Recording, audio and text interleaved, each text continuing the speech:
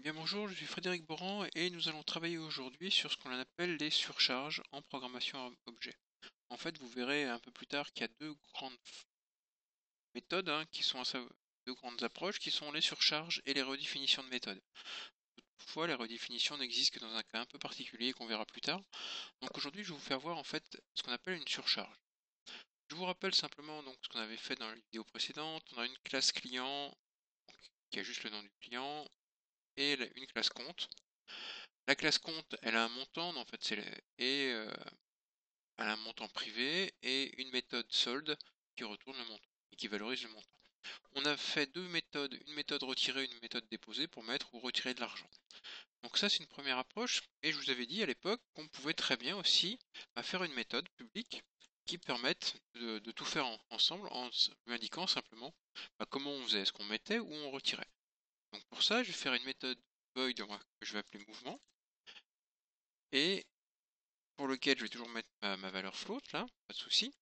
Mais ce que je veux lui mettre également, c'est un sens. Et alors le sens, par exemple, au départ, je vais le mettre en caractère. L'idée est la suivante, c'est que si le sens, c'est le caractère D comme dépôt, ou débit, non, D comme débit, donc ça c'est le retrait, donc on va mettre D comme dépôt. Dans ces cas-là, on dit que le montant, le solde, comme vous voulez, que le montant, c'est le montant.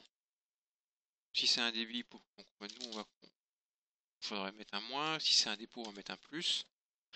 Donc on va faire quelque chose de pas tout à fait comptable, c'est pas grave. On va mettre montant égale montant plus valeur. Valeur, voilà.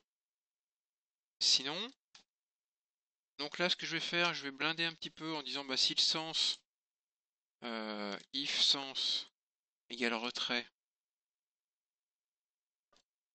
Oui, là c'est égal égal, évidemment. Donc si je fais un retrait,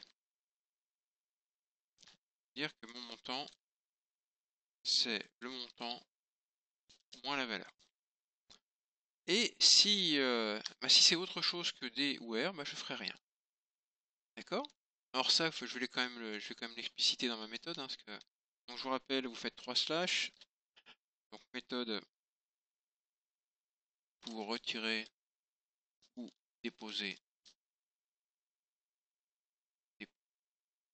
de l'argent sur le compte. Et donc la valeur, c'est valeur à déposer ou retirer. Et dans le sens, D égale dépôt et R égale retrait. Voilà. Maintenant, donc, je vais faire une autre approche, plutôt que d'avoir comme ça quelque chose en juste une lettre, je vais avoir un booléen. Donc ma méthode, toujours mouvement, là je vais faire un copier-coller, c'est rapide, CTRL C, CTRL V. Plutôt que d'avoir un caractère pour me dire le sens, je vais mettre un booléen. Alors là, pareil, il va falloir que je l'explique, parce que c'est un peu compliqué. Donc là, ça, c'est pareil. La valeur, c'est pareil. Par contre, le sens, donc true égale dépôt, false égale retrait. Et donc, je veux dire que là, si le sens est vrai, donc là, j'utilise volontairement une écriture un peu particulière, qui pose problème à certains de mes élèves, mais c'est pas très grave. Voilà. Donc ça, donc là, je vais pas rentrer dans l'explication dans cette vidéo du sens comme ça. Donc si sens est vrai, c'est ça. Si sens égale true, sens étant lui-même un booléen, donc il contient déjà la valeur. Donc si c'est vrai, je mets, sinon je retire. Et là, par contre, j'ai pas un troisième cas possible, puisque dans mon booléen, j'aurais forcément true ou false.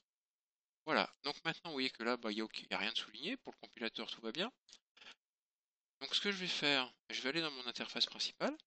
J'avais fait, je vous rappelle, un bouton de test, un bouton quitter, et sur mon bouton de test, en fait, j'ai juste instancié client et compte. Et bien regardez ce qui se passe, tout simplement, quand je vais faire cpt point, je ne vois qu'une seule fois mouvement, d'accord? Et si je clique sur mouvement, Regardez ce qu'il me dit. Il me propose la première définition qu'il trouve, à savoir celle-là, d'accord? Mais,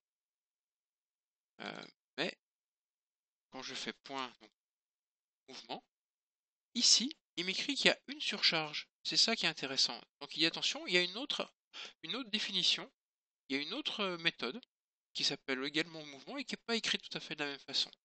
Et si je tape mouvement et que j'ouvre ma parenthèse, ici, il me dit attention, il n'y a pas qu'une seule signature de la méthode. Donc je vous rappelle, une signature, c'est l'ensemble des choses écrites entre parenthèses, à savoir en fait tous les paramètres attendus par la méthode. Il me dit attention, il n'y a pas qu'une seule signature, il n'y a pas qu'une seule définition des paramètres, mais il y en a deux. Donc la première, c'est un float de valeur et un bool sens. Ici, je retrouve mon petit commentaire, valeur, valeur à déposer ou retirer. Et ici, si je clique sur ma petite flèche, et ben j'ai ma deuxième définition avec le booléen. Donc là, je me suis un peu emmêlé les pinceaux, visiblement. Voilà. La première, c'est avec le booléen. Et la deuxième, c'est avec le caractère. Alors après, comment lui fait pour définir dans quel ordre il les met, j'en sais rien.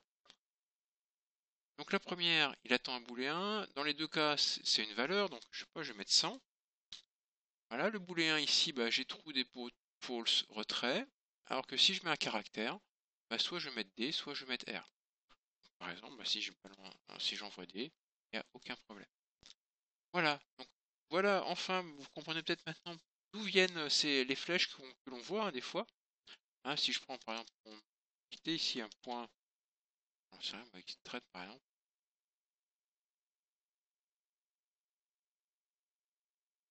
Qu'est-ce qu'il y a d'autre?